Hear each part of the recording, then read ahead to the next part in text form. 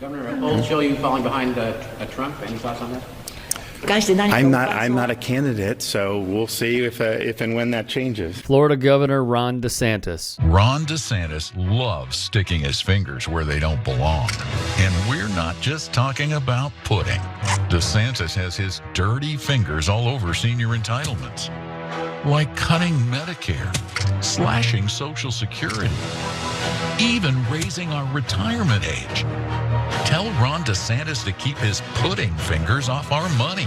Oh, and somebody get this man a spoon. Who allegedly eats pudding with his fingers, has created plenty of enemies with his policies.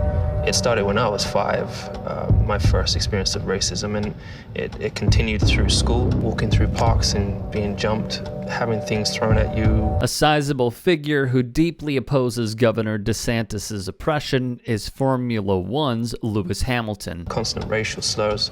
Once I even turned professional, I received racial abuse and no one said anything. A man who knows how it feels to be the lone voice and discriminated against simply will not stand for tactics from bullies such as these. With the LGBTQ plus community marginalized through DeSantis and his Republican cohorts, Hamilton has decided to act. He told the press in Florida, "I did hear and have read about some of the decisions that have been made in government here, and I do not agree with it, and I do not support it." Locally, the Miami Grand Prix is set to take place. Hamilton is taking the opportunity wisely. "I really do continue to stand with the LGBTQ community, and I'm wearing a rainbow flag on my helmet this weekend. I just really want to continue to support the community here and let them know I stand with them, and I hope they continue to fight against it." This follows Hamilton's stance previously in the Middle East when he wore a rainbow helmet to protest against the region's oppressive laws against the LGBTQ plus community. These comments from Hamilton sadly follow this. In Florida, 14 Dream defenders were arrested for staging a peaceful sit-in inside the offices of Republican Governor Ron DeSantis and possible 2024 presidential candidate. Also protested new legislation banning abortion after 6 weeks, denying gender-affirming care for youth, rolling back rent control, banning discussions of LGBTQ issues in schools, and cracking down on immigrants and unions.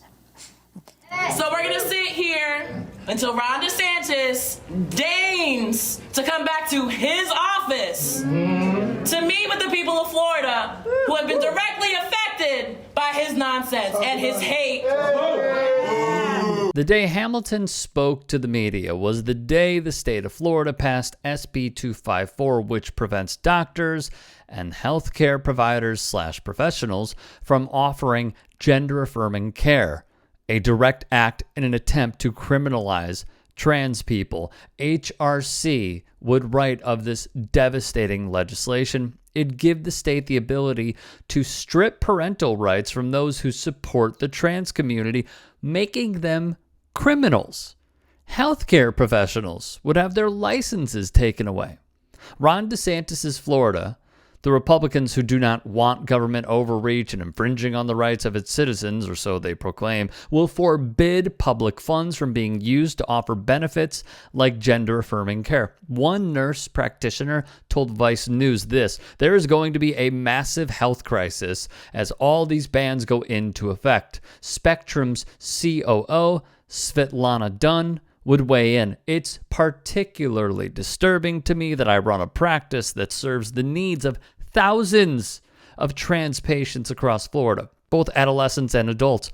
All of them are going to lose access to care if these bills are passed, including me." What set off the alarms for many people, including myself, was years ago when Republicans put forth the wave of anti-trans sports bills, because we knew it was not about sports.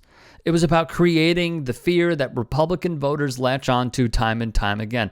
DeSantis signed the bill almost 2 years ago, as many other Republican governors did in each of their states. Thus, Hamilton would say, "My sympathy and thoughts are with the people here in Miami. It's not them making the decisions, it's the people in government, and that's the issue. The sport is going to be here whether I am here or not. While I am here, I am just going to be supportive."